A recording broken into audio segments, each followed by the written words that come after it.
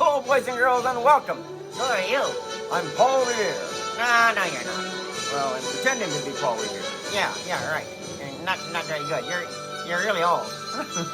Not that old. I didn't come over on the Mayflower. No? Was it Noah's Ark? Was it Noah's Ark? No, it wasn't Noah's Ark. So, wow, this is really good. This is really good stuff. And this qualifies, right? Right.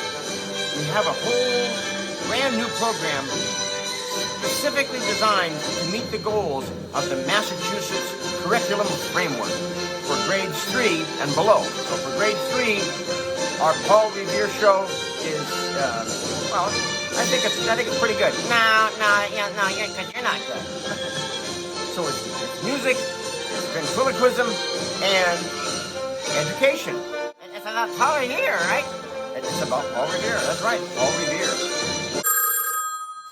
Answer it. Okay, answer it. Wow. Can I put you on speakerphone?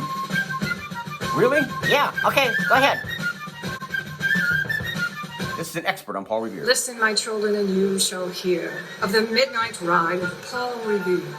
On the 18th of April in 75, hardly a man is now alive who remembers this famous day and year. Paul Revere was a Boston silversmith. He was kind of very involved with the Sons of Liberty pretty early on. This growing movement, this patriot movement, started in the early 1760s.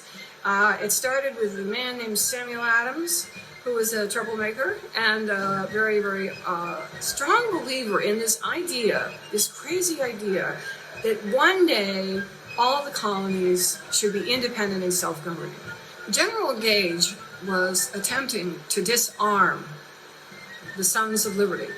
There are a number of powder houses in towns, outlying towns of Boston.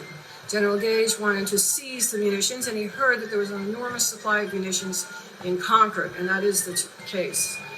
So basically the surprise attack was meant to disarm the Sons of Liberty so that they would not be able to defend themselves in the event of any kind of combat. So the Redcoats are marching on foot, and their purpose is to seize the munitions. When Revere heard that the Redcoats were moving on that night, he asked Robert Newman to hang these two lanterns as a signal to a group of backup militia in Charlestown who had been waiting and watching with a spyglass every night for about the last week or so. When they finally saw the two lanterns, they knew it was time to ride, and they headed up north and spread the alarm all the way up to New Hampshire. There were two men who left Boston that night. William Dawes was the name of the other fellow. There were also several militiamen alerted in towns as these riders made their way to Lexington, and those towns alerted towns further out. So it was a town-to-town relay alarm system set in motion by these two men. Each one of those riders was risking arrest and hanging for doing what they did. Now, this signal had everything to do with timing. The Redcoats were planning a surprise attack. The Lexington alarm ride spoiled that surprise attack by having our riders get out there first and alert all the towns. So instead of walking into a sleeping village, the Redcoats actually were walking into villages with Minutemen armed and ready to do battle. This was the case on Lexington Green and the case when they reached Concord. Now, this is two lanterns, meaning the Redcoats were traveling, as it says in the poem, by sea. But it's not actually the sea. They're actually crossing the Charles River on boats to Lexington. If they were going by land, they would have to leave Boston Peninsula by heading all the way south through what's called Boston Neck and swinging around west and heading up north to Lexington. That march would have taken about 3 hours longer. Listen, my children, and you shall hear of the midnight ride of Paul Revere. On the 18th of April in 75, hardly a man is now alive who remembers the famous day and year. If the British march by land or sea from the town to right, hang a lantern aloft in the belfry arch of the North Church Tower as a signal light.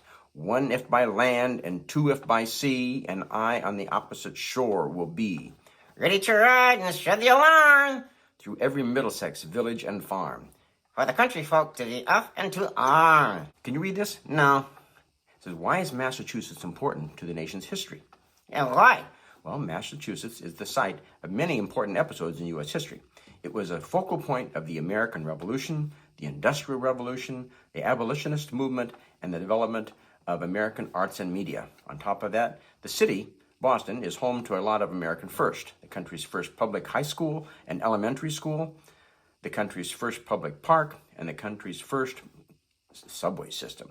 Organizations around the state offer extensive tours of these and other historic locations. The most famous historic Massachusetts tour is the Freedom Trail. Yeah, the red line, right? Right, it's a red line through the city of Boston, and it goes all through the famous historic places. And your house?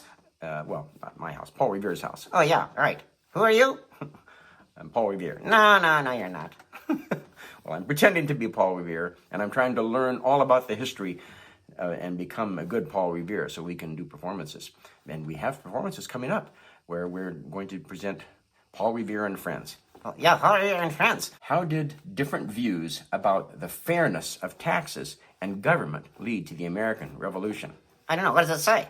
Well, it says, in short, many colonists believed that as they were not represented in the distant British Parliament, any taxes it imposed on the colonists, such as the Stamp Act and the Townshend Acts, were unconstitutional and were a denial of the colonists' rights as Englishmen. Wow, they didn't like that. No, they called it taxation without representation. Paul Revere, I'm Paul Revere. We're Paul Revere and Friends. Hope you like our intro song, cause it's not very long. Yeah!